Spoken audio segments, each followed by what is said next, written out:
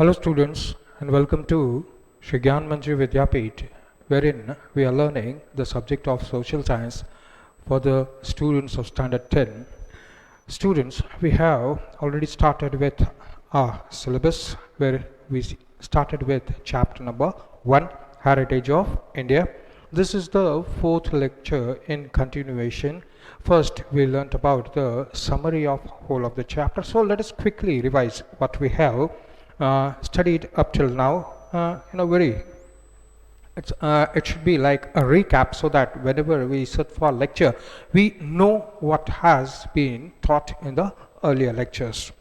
So, summary of the chapter we learned. Then we learned about the shloka of the Vishnu Puran. Vishnu Puran is one of the scriptures written in the ancient times. We'll be learning about that in chapter number 4.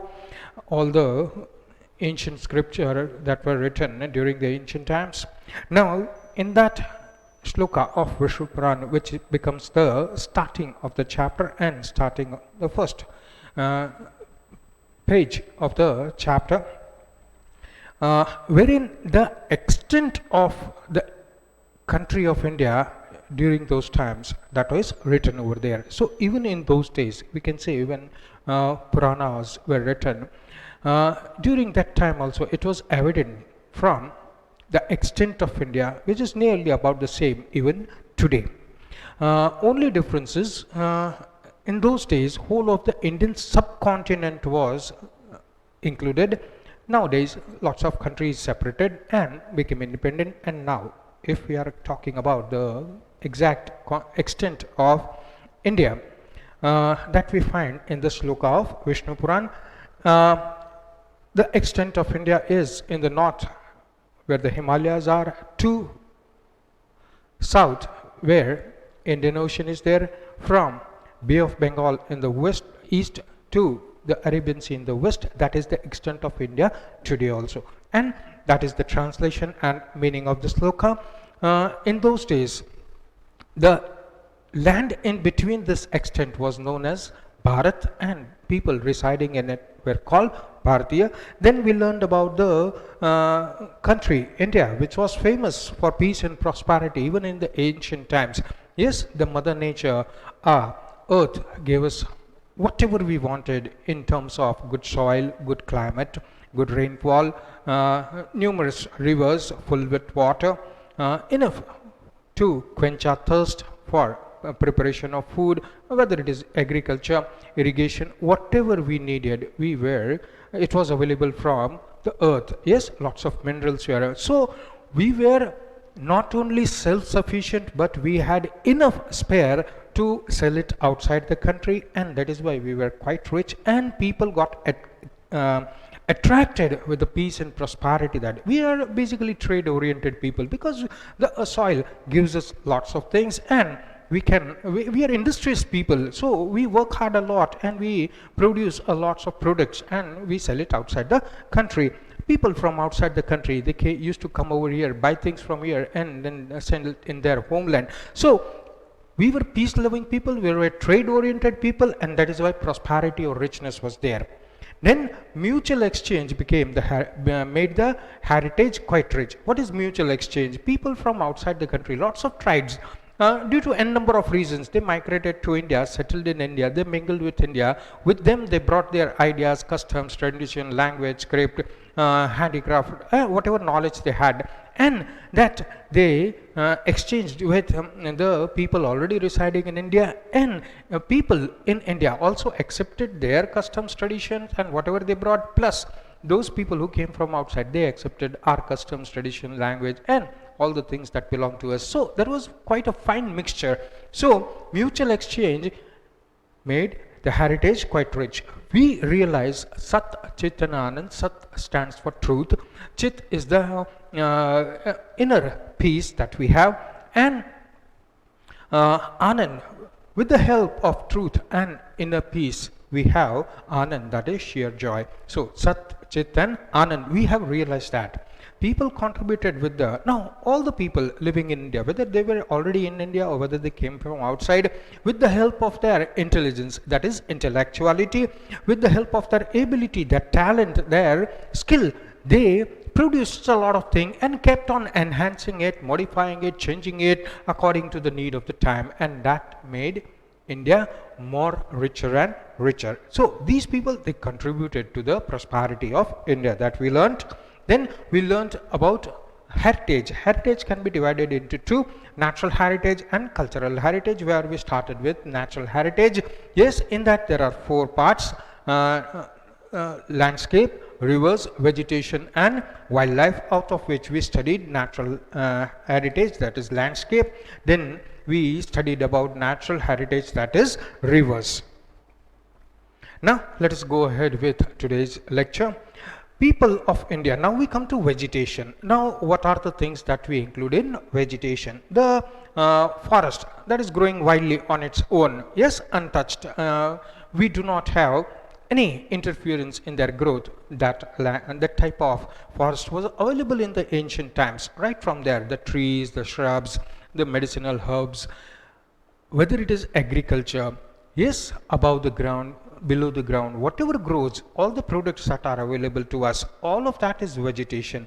Even the green grass, nothing is growing over there, it is green grass. Then also it's a very good pasture land for the people of the villages living nearby, and they go out to graze their cows and buffalo, that is cattle, over their sheep and goat, right? And that is a very, very good pasture land, and it keeps the domestic animals healthy, and they make money out of it, right? So whatever is included in vegetation, that we are going to learn. First thing is, we should, that should be the first point in your answer. For example, write a short note on vegetation as a part of natural heritage. Then the first line should start with, people of India are nature lovers. Now, we are nature lovers. Everybody is a nature lover. Whether you go from here, or whether you go to any part of the world, people love nature, right? They don't want to disturb it. Yes, you see beautiful trees, you see beautiful birds on it. Yes, lots of wildlife living here and there.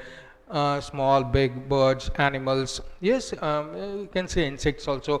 It makes, whole of that makes a nature. It's the beauty, and we do not like to disturb it. And it has been proven in the ancient history that steps have been taken so that people do not destroy the forest, the vegetation, for their motives only. Yes, and it is well safeguarded, well protected. So people of India, right from the beginning, they were nature lovers. They settled on the banks of the rivers. Yes, that's nature, right? And whatever they wanted, for example, they wanted wood for burning, wood for making houses, wood to make different utilities, right? All of that, whether it is a transport vehicle or, for example, bullock cart, buffalo cart, camel cart, whatever, right? It's made out of wood. So we made maximum use of wood in those times. Wood was also used for burning purpose. So we took whatever we needed, but we didn't disturb it on a whole. So people of India, they were nature lovers since ancient time. Humans, animals, birds, etc. We know we are dependent on vegetation for our food, for our living, for our sustenance, for our survival, for our protection. We need vegetation. The very first thing needed by all the living thing is food and water, right? Wherever forest, dense forest is there, it will attract rain. So lots of rain is there, underground water level will be quite good, and we will have enough sufficient water to drink. Because of the vegetation, because of the crops that we grow, because of the fruits that are available naturally, or we grow it, yes, we get food. Nobody can, not a single living thing can live without food. So humans, animals, birds, fish, whatever it is, it needs vegetation to sustain. So trees for their food. Yes. Now we come to a different point.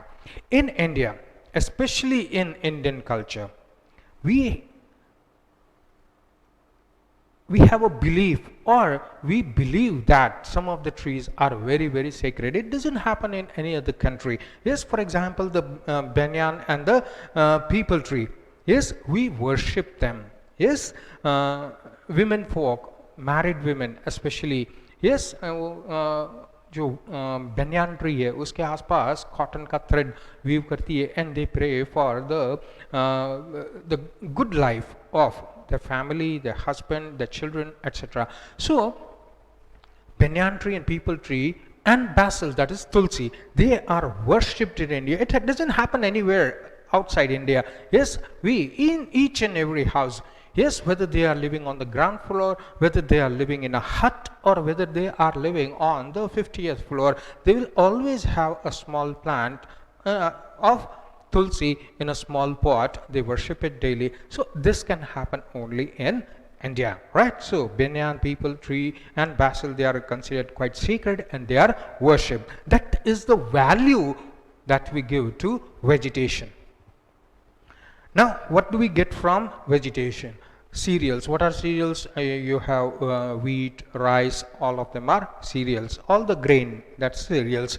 Yes, then we have pulses. Jitne bhi aapki dal hai, right? There are pulses. Oilseed plants, for example, groundnut seed, you crush them, you get oil from it, edible oil, right? Same with coconut oil. Yes, we get it from nature, right? So, oilseed plants. Then green fields. We do agriculture, right? So when we do agriculture, the fields are green, lush green, and we get quite good harvest from it. Prosperous herb-packed forest. Now, forests were there, and they were quite prosperous with rich herbs that are very good for our health, right? So, prosperous herbs-packed forests and medicinal plants. Herbs is one thing. Medicinal plants are different thing. Medicinal plants are those plants, some part of that plant is useful for curing some disease or getting some type of treatment. For example, it can be leaves. Simple thing, tulsi. Yes, whenever we feel cough and cold, Dadima gives us tea in which tulsi leaves are there. So we use tulsi plant, the leaves, the part of the tree, plant, sorry, as a type of treatment, right? Now, different parts of the trees are or plants are sometimes shrubs, etc. They are used. Sometimes root is used. Sometimes the flower is used. Sometimes the dry flower is used. Sometimes the fruit is used. Leaves are used. So different parts of the plant or tree they are used for medicinal purpose. They are called medicinal plants. So this is about the value and the worth of vegetation. Yes, it gives us so much. Now, we have to remember this point. It is 2 marks. For example, describe vegetation as part of the natural heritage. The question, the points are quite thick, but it is still a 2-mark question. We have to remember, we have to give examples, right? So, Herde, Amla, we'll first discuss the medicinal plants or the products that we use from different plants, different parts of the plants. Yes, and we use it for medicinal purpose, we use it as herbs, yes, to give us good health and to cure us from some disease.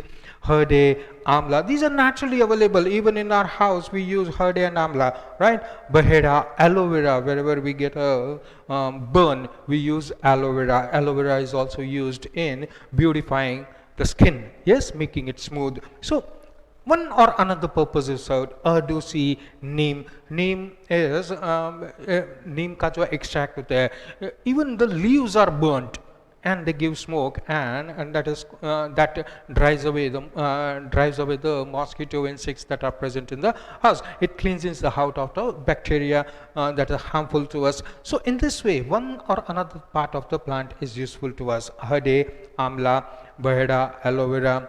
Herde is used for constipation, etc. Right? Amla we use to purify our blood. Baheda, Aloe Vera, Ardusi, neem, etc. They are medicines. Yes, they are used as medicine. Now we come to flowers. Vegetation mein flowers bhi hai. We have rose, lotus, mogra, damro, that is sweet basil, sunflowers, champa. Please remember the scientific name or the other name that is used.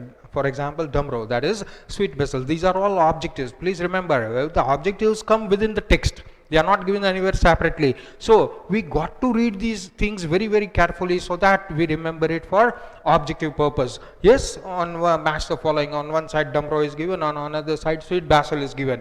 On one side champa is given. The scientific name is plumeria. Right? So that way we have to remember this while we are reading, while we are learning, etc. They have made human life very beautiful, fragrant fragrant we get from rose and many other medicinal plants. Healthy and prosperous. Natural heritage vegetation gives us lots of things. All of these things are explained over here. Social and religious life of India is greatly influenced by the vegetation. Now, what do we mean by social life and religious life? The social life. Yes, for example, religious life or social life, whatever we say, हम कथा वगैरह करते हैं, सत्यनारायण की कथा करते हैं, then we use the big banana leaves, right, to make a hut sort of thing, right, so that we establish God over there, and then we worship it. Yes, pray and worship them. So vegetation is involved very much, and our life is greatly influenced by weaving vegetation into the religious life. And all the society members, we get together wherever there is a Satyanarayan Puja. We do havans of different type, right? Lots of vegetation, parts of vegetation, fruits, etc. Yes, we offer it to the fire god, or we offer it to the havan. Yes. So in this way, our social life and our religious life, they are very much affected by the vegetation. Now let us see just a few pics so that you know what thing is what. For example, you can see herde. How does it look? The tree, the fruit looks like this. When we dry up, we get herde like this. Then it is crushed and we get a powder out of it. We can eat it, consume it as in a powder form. Nowadays even tablets are available for it. Next is ardusi, right? Ardusi plant. This is the flower that we use. Yes, and ardusi flower is used for treating. Next is baheda. Yes, Bibata kit or terminal bellerica. That's the scientific name.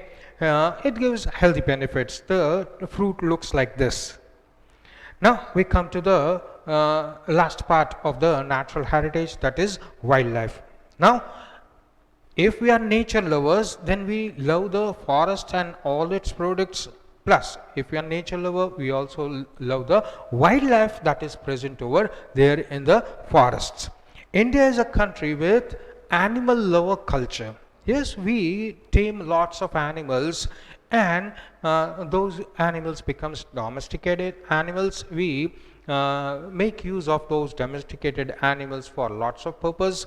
For example, cow, buffalo, we use it for milking, and the milk produced by them is used for consumption. We make lots of milk products out of it. Same way, we tame lots of other animals like horse, camel, etc. for drawing carriages or drawing loads, right? So we use different domestic animals, but we are talking about wildlife. Yes, if we are talking about wildlife, India is a country with animal lover culture. We love animals. Yes, we like to see them in their natural habitat. We do not disturb their habitat. Now some examples have to be given for the wildlife that is available in India. Yes, most of the wildlife we are all aware of, but we have to write a few names. Tiger available in India, lion available in India, only one place, that is the Gir forest of Gujarat. Elephants are available in wildlife also and as tame animals also. Rhino available in the Kaziranga National Park, that is Assam. Apart from there are lots of foxes found all over the country. Bear are found in different parts. For example, Pachmadi, we can find it in the Himalayan side also. Deer, lots and lots of different subspecies of deer are available in India according to the rainfall, according to the vegetation available. Sambar type of deer. Rabbit, python, a rabbit, python, one type of snakes, and many such organisms are found and seen in India. We have to give some examples, yes, because we are talking about wildlife as a part of natural heritage. Now, we have to give some more examples. For example, Asian lions. If we want to see Asian lions, you have to come to India, you have to come to Gujarat. In Gujarat, you have to come to Gir if you want to see Asian lions roaming about in their natural habitat. Yes, Asian lions in the world are found only in the Gir forest of Gujarat. That is a very good example. Now, a very important thing about animals. Our religious belief has given a status of gods and goddesses vehicle to some of the animals. Now,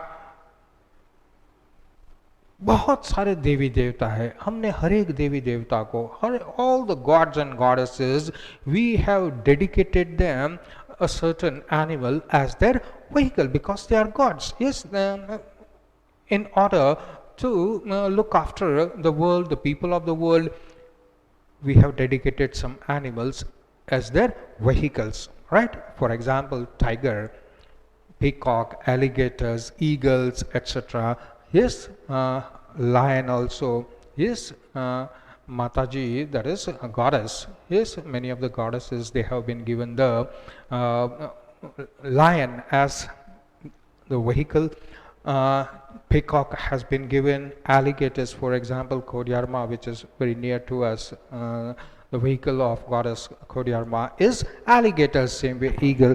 So lots and lots of animals. Ganpati hai, right? So Ganpati hai, Shankar Bhagwan hai, all of them, they are given the vehicles. Yes, so animals as vehicles dedicated, right? So in that way, this is the value that we give to the wildlife of India. This is the status symbol that we give to them. This is our way of showing love and respect for them, right? So in this way, our religious belief have given a status of gods and goddesses vehicle to many of the wildlife. Next, very important thing, and it should be there in your answer, our national currency is highly valued by having the figure of 4 lions, horse, bull, tiger. Yes, Reserve Bank of India, the symbol is a tiger, right? Same way, 4 lions, that is the national emblem. Yes, 4 lions facing 4 direction, that is the national emblem, and the symbol is there on the currency notes. Same way, on an inverted lotus, the figures of horse and bull. We'll learn that in the subsequent chapters also, but on an inverted, there is a pillar, and on the pillar there is a stone pillar. An inverted lotus is carved out, and on top of that there is the figure of horse, bull and lion. All of them, they have separate meaning. For example, horse. Horse, in those days, horse was used as mode of transport, right? For road transport, horses were used. Same way, bull was used in the fields, right? So horse shows speed, strength and speed both, whereas bull shows strength and hard work.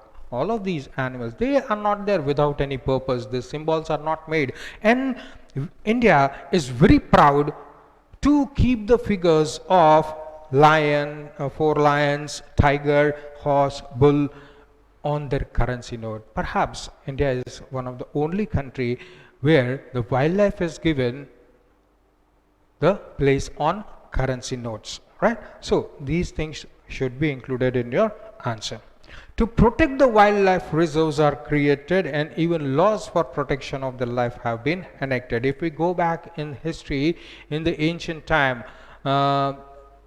Emperor Ashoka, King Ashoka, he had stone inscriptions. Yes, huge boulders of stones were there, were found everywhere, right? He made use of those boulders of stones, and he got them polished, and then script was written in laws and rules and regulations. Many of those boulders are found near the forest, and on which rules and regulations regarding entry and exit of people into the forest is given, that they should not harm the trees, they should not harm the wildlife living over there. So even in those days, very strict rules and regulations are there. Unnecessary, you should not be harming the trees or the forest available over there. So we were conscious even at that time, and even today we have made lots and lots of rules and regulations. Our constitution, it provides the state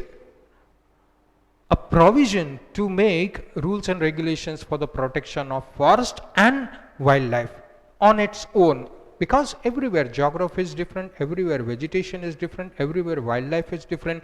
So each and every state has been given the liberty to frame laws so that nobody harms, destroys forest, nobody harms or kills wildlife, and every wildlife and every forest is protected. So we have rules and regulations for wildlife, as we have made reserves, protected areas. What are reserves? They are protected areas. They are created, and even laws are there, and strict punishment is given to the defaulters, those who break the law. Now this is a picture of some of the gods and goddesses to whom the status of vehicles have been given to the wildlife. For example, we see over here swan, we see eagle over here, right? We see elephant, bull, lion. So different gods and goddesses, we have given the status of gods and vehicles of gods and goddesses to these wildlife, right? With this, we finish the natural heritage and its four parts, that is landscapes, rivers, vegetation and wildlife. Now we come to a very important aspect of heritage, that is cultural heritage. India has gifted to the world a diverse and rich heritage. We are talking in common, natural and cultural. We'll come to the cultural, yes, but we have given, whether it is natural, whether it is cultural, we have given diverse. Diverse means lots of varieties is available, and we have given them a very rich heritage. Cultural heritage, this is the definition. A single line definition is there, it is underlined in your material also. Cultural heritage is a man-made heritage. What is cultural heritage? It is a man-made heritage. Yes, even when we are making simple things like a bamboo basket, but the bamboo basket that is made in India, many parts of India, we will have different bamboo baskets of different size and different shapes in India also. If you go out of India, bamboo baskets are made everywhere where bamboo is found, right? There the shape, size, the way of making it, the way of weaving a basket will be different. We have carpets in India, that is man-made. Cotton is available, but from cotton we have to make yarn, from yarn we make carpets. So it is man-made. Carpets are made all over the world, right? But in India, a specific way, a method is used to make. So cultural heritage is man-made heritage. Whatever, now the definition in detail, whatever is received or created by human with his tact, wisdom, art and skill. Please remember these four words and they should be there in your answer. Whatever is received. Now, what do you receive? Suppose grandfather is quite happy. He had a favorite chair in which he used to sit, and he gifts it to you. You received that, but it is a handmade thing. Maybe grandfather's grandfather handed it over to him, and he handed it over to you. So 5 generations before that chair was made. So either it is received, then also it is man-made. So cultural heritage, today you are the proud owner of that chair which has seen 5 generations sitting on it, right? So whatever is received or created, somebody created it 5 generations ago, somebody made it. Yes, great grandfather called a carpenter, and according to his wish he got the chair, reclining chair, made by the carpenter. So whatever is received or created by human, now with his tact, understanding, a way, method of doing it. Even when we give to make a chair to 2 different carpenters, both of them don't know that the same order has been given to 2 of the carpenters. They go home and they make a chair according to our liking. When we get the 2 chairs, we'll see lots of difference in it. Each person makes the chair with his tact, the way of dealing it, the way of making it. wisdom, wiseness. What is wisdom? Wiseness. Wiseness comes through age, wiseness comes through experience. The more a person is experienced, more he will have skill. More he will have skill. Now, what is art? What is art? There is a chair for a king also. His chair is different. It's called a throne. Yes, it is made very beautifully, artistically. In offices also we have chair. Even a small toddler who has just learned to sit, he also has a small plastic chair. Art. Yes. Now the toddler using that chair. If you go to the market, tens of varieties you will find over there, right? You are going to choose the best one. Why? It looks artistic. Yes. So tact, wisdom, art, and the skill to make it, right? Then that is called cultural heritage. Put in a nutshell, what is cultural heritage? Cultural heritage is a man-made heritage. Whatever is received or created by human with the help of his tact, wisdom, art and skill, that is called cultural heritage. Yes. Now, if a question is asked, it can be, we know nowadays only objectives, that is MCQ is not asked. Yes, objectives are asked in different forms.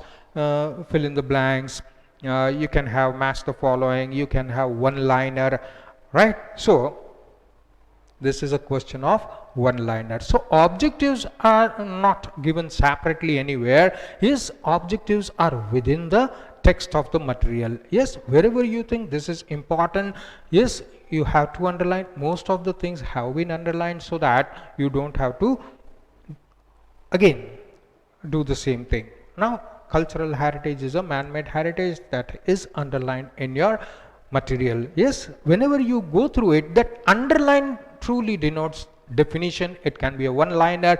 The same thing can be asked in fill in the blanks. The same thing can be asked in match the following. Yes, cultural heritage is written on one side, man-made is written on the other side.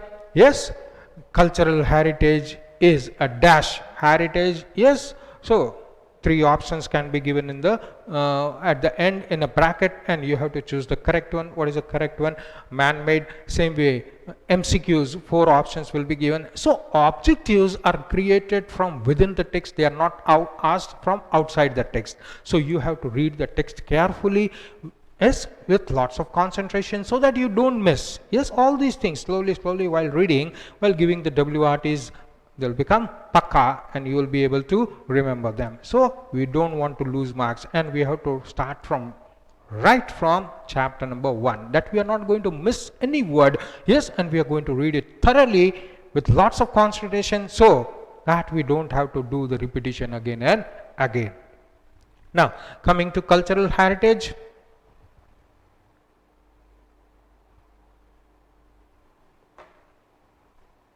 Now, when we say cultural heritage, yes, people has been living over here on this on this soil in this country before us also. Now, whether you say 10 year, whether you say 100 year, whether you say 1000 year, whether you say 5000 year, when you say before 5000 years also, lots and lots of people were living on this soil before us. All of them, they have richly contributed to the cultural heritage of India.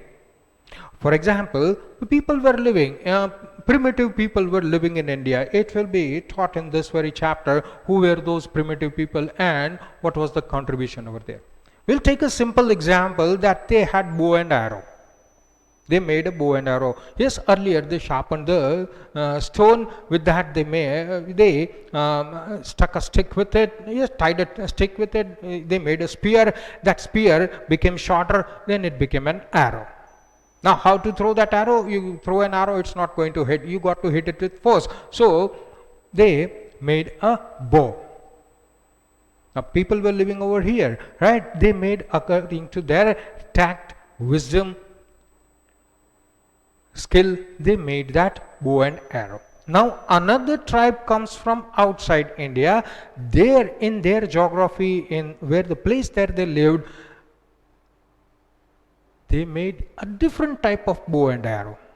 When they came to India, they migrated to India, settled in India. We liked their way of making bow and arrow much better, much effective. So we adopted it. We are already using ours. Now we started adopting the bow and arrow made by them. We started making them and using them. We found it more convenient, more better, more enhanced, more advantage. Right? So lots of people came to India. Who were they? You have to remember this. Starting from Aryans, we'll learn about Aryans in this very chapter. So we'll discuss about the rest of them. Aryans. Later on, Kshatraps came. Kushan. We had a whole Kushan dynasty, Kshatrap dynasty ruling some parts of India. Yes, Hans. Then from far away, Persia, which is Iran today. Yes, Persians came to India. From Turkey, Turks came to India. Arabs, as far as after Iran and Iraq, Arabs also came to India. Then the Mughals came at the end. Britishers came after the Mughals. Mughals were the last rulers. Yes, after them the Britishers came as posed as trying to do business with India, and then they slowly gulped away lots of parts of India and started ruling. Then the French came. Actually, the French came first. We are not talking about some order over here, but these people came. French also came, Portuguese also came. So in this way, lots of people came to India, starting from Aryans. After them, the Kshatraps came, the Kushans came, Huns, Persians, Turks, Arabs, Mughals, Britishers, French, etc. Lots of castes and lots of tribes have come to India. Indian culture from exchange between all this has become rich. Yes, nowadays we wear pants, we wear shirts. Yes, that was not the dressing of India. That was not the dress code of India. Yes, if we look in the times before, just before the Britishers came. Yes, kurta, that is jabba, dhoti, mojdi, these were the traditional wear, right? With a cap on the white cap on the top. This was the traditional wear. Pagri was there. After the Britishers came, we saw them roaming here and there. We saw them in uniforms. We saw them in pant and shirt and shoes. We adopted it. So from each and every caste, tribe, race that came to India, we adopted something and made our culture more and more rich. Today also we wear mojdi, but today we also wear shoes. We also wear sandals. Earlier also we used to wear sandals, right? So in this way, exchange between all this has become, Indian culture has become more and more rich. Now, we got to give some proof of whatever we are saying. So the art of architecture. What is the art of architecture? Architecture means planning to construct something, some structure, that is called architecture. Yes, whether you are making a house, whether you are making a fort, whether you are making a palace, or you are making a mandir, whatever that is, the way first you plan it, the architect plans it, and then it is constructed on the base of that planning. So architecture. Then we have sculpture. What is sculpture? You see a beautiful statue, that's a sculpture. You see a beautiful idol placed in a temple, that is sculpted. So that's a sculpture. Now we have proof of that. The art of architecture and sculpture are 5,000 years old. When can we say that? When we have a living proof over there. Yes, a structure was found which was 5,000 years old, a sculpture which was found 5,000 years old. Then we can definitely say that we had the knowledge of architecture and sculpture even before 5,000 years. The remains of the Indus Valley civilization, right? We are going to learn it in the 3rd chapter, all about Indus Valley and Harpen civilization, right? Their sites were excavated and then found. Then it was given to the archaeological department of India, and they excavated whole towns, structure. Yes, now that Nothing is standing over there, but the base is there on which that structure was standing, right? If you see a big plinth of say 15 meters by 15 meters, you can assume it's not a bathroom, right? It got to be a big room, right? Now, why do people need a big room, right? So the structure was standing. Somehow the structure got destroyed after 5,000 years. Yes, because 5,000 years is quite a big span. It got destroyed, but the base is there. Depending upon the base, lots of other things were found over there. For example, is an evidence of this. You can see over here, it's a small statue of a bearded man. You can see beautiful embroidery done on the cloth. It's given in the photo is given in your material. Yes, and something is worn on the forehead also. Yes, that's an ornament. They were able to make an exact replica of how a human being looks. That means these people were quite expert in making sculptures.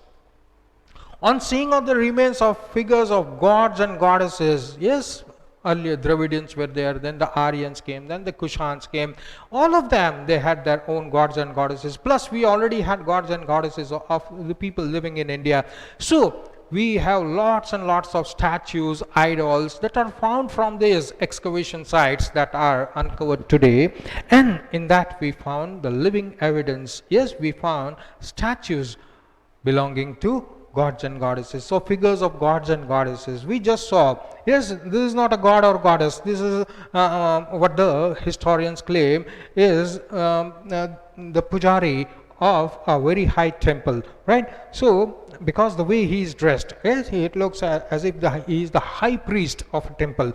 So human beings, figures of human beings, gods and goddesses, animals beautifully carved out, right? And several toys also were found made up of different elements. For example, material, for example, wooden were found, clay toys were found. So in that way, it's a living proof, it's an evidence that people knew about art and sculpture even 5,000 years ago.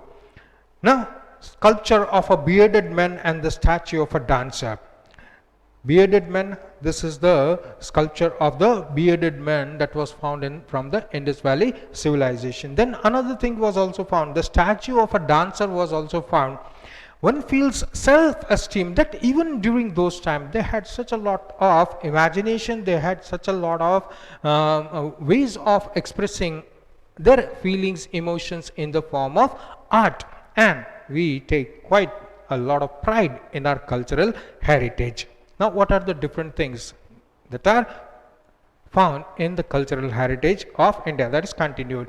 The figures of bullock or lion on an inverted lotus of the Mauryan age.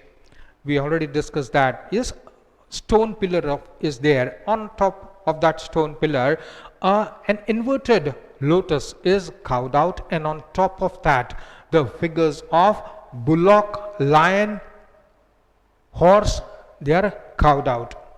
Yes, that belongs to the Mauryan era. If we come from the ancient time to the Mauryan era, where the Mauryan emperors, kings were ruling, then we find they made the sculptures do that thing. Yes, given on their imagination, the sculptors prepared that thing. The pillar. We'll be learning about the pillar in one of the subsequent chapters also. Then we find the statue of Gautam Buddha in meditative moods.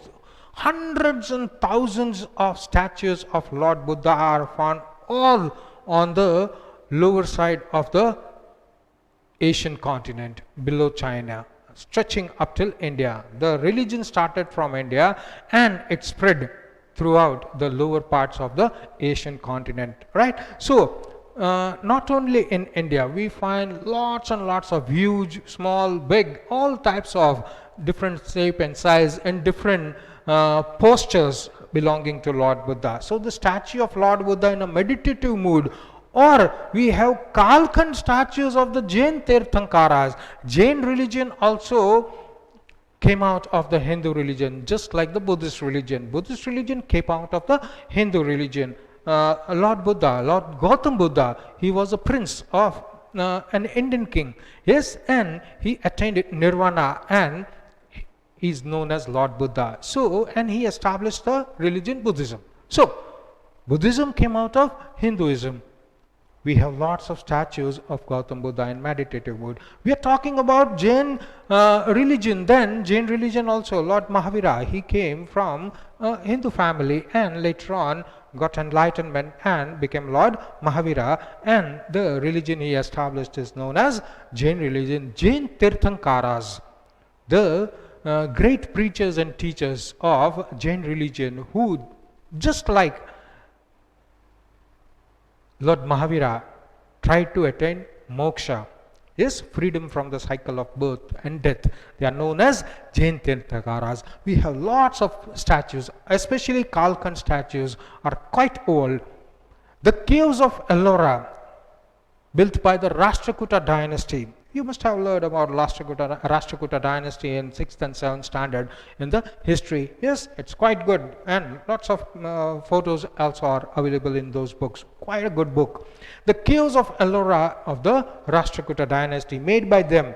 By seeing this heritage, we feel proud. When we look at that and just see the age in which they were made, hundreds and hundreds of years ago, yes, we see beautiful architecture, we see beautiful sculptures, yes, lots and lots of statues made during those times, made out of different material. Yes, they are all stone, made out of stone. Yes, some are made up of marble, some are made up of granite. So in this way, we have lots and lots of figures telling us about the art and skill of sculpture and architecture that they had.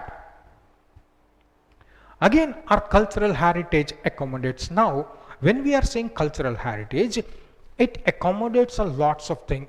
Accommodate means lots of things are included. We cannot only say, okay, this school building, it's man-made, right? So that has to be included in some type of culture, which is that heritage, which is that cultural heritage. So lots and lots of things are included. So what all things do we accommodate in cultural heritage? This is very important. Underline is already there. Yes, you have to remember these things, and this has to be in your answer.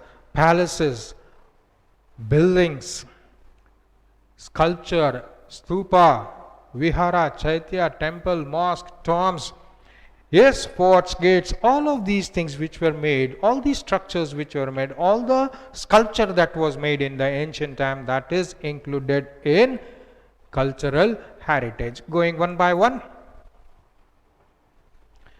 Palaces, beautiful palaces are made. Yes, for example, Jaipur Palace, Udhampur Palace, which is got nearby, right? So, the beautiful palaces, man-made, and architecture is seen, sculpting work is seen over there, lots and lots of building, right? Whether they are British made, whether they are Indian made, doesn't make any difference. They are available in India. It is part of our Indian culture. Sculptures, lots of idols, statues are made.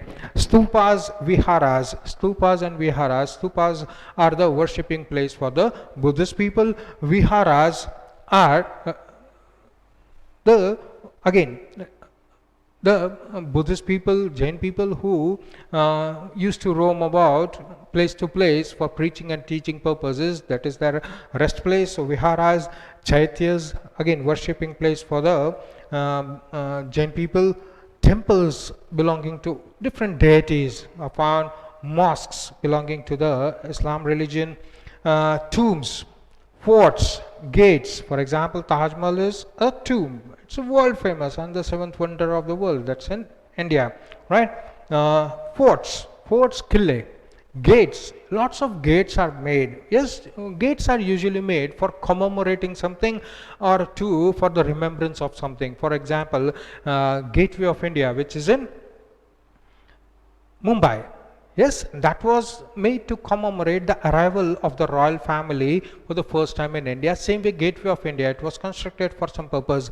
Yes, Vadnagar mein ek gate hai. That is for celebrating the victory of that area, right? Conquering that area. So gates are made. Beautiful sculpting work is done on those gates. Yes, it is for the purpose of remembering something and making it everlasting. What other things are included? Historical places of our freedom movement. Yes, people go to see Gandhi Ashram. Why? That is where Gandhiji did all his work for freedom. That is where usually all the freedom fight planning started, right? For example, Dandi March started from Gandhi Ashram. So people go to visit. People come from all over the world to go and visit Gandhi Ashram. So Sabarmati Ashram, that is Gandhi Ashram. Yes, freedom movement, whichever places, for example, Jallianwala Bagh, yes, a very important landmark. Yes, where the Britishers, they massacred thousands of innocent people over there who had gathered to celebrate a festival. Yes, so it's part of the freedom movement. So Sabarmati Ashram, Dandi, Bardoli, Wardha. Out of that, Sabarmati Ashram, Dandi, Bardoli, they are in Gujarat. Wardha, that's in Maharashtra. Shantiniketan, that's in Kolkata, Delhi, etc. They are also considered as part of our cultural heritage. Now, what are the other things? Important things, they are discoveries that are made in India. For example, the scientists of India, they have discovered lots and lots of things which we will learn in chapter number 7. No. Chapter number 5, which deals with science and technology, right, of ancient time. So besides that, what are the important discoveries that are made? Language. 19 languages are official, otherwise we have 300 types of languages working in India. People speak different language. One person doesn't understand what the other is saying because both the languages are different. Yes, they are just living 100 kilometers apart, but the language changes. So in this way, languages, they were discovered in India. Each and every language will have script. Script is the written form of the language. Yes, discovery of zero. We discovered zero, how to use it, and then now the world uses it. Same way, lots and lots of principles, theorems, they were made in mathematics field. Calendar, we have our own Hindu calendar that was in existence even before the Gregorian calendar, that is the Christian calendar that we have. Each and every state of India, they have their own calendars, right? So, and the astronomy, even before the Westerners knew anything about outside of Earth, our researchers, our thinkers, our scientists, they knew a lot about astronomy. What is astronomy? The location and the movement and about all the celestial objects. We'll be learning that again in chapter number 5. We learned about iron. What is iron? Metal. Lots and lots of metals are available minerals are available in India. Even in the ancient times, we knew how to extract metal from the mineral and make lots of uses. For example, gold, silver, iron, copper, all of these things were available. Literature. We have language, we have script, people express their ideas in the literature. We have religion. Yes, that was an important discovery. Hinduism, based on Hindu religion, based on Hinduism. Yes, out of Hinduism, many other religions came out. So religion is an important discovery. Yuddha Shastra, topics like Yuddha Shastra, Yuddha, war, Shastra, the whole of the scripture telling in detail about that, right? So the war book, or you can say whole of the Shastra on war. Chariot, even we have given chariots to gods, and for example, Lord Krishna, lots of places we find whole picture of Lord Krishna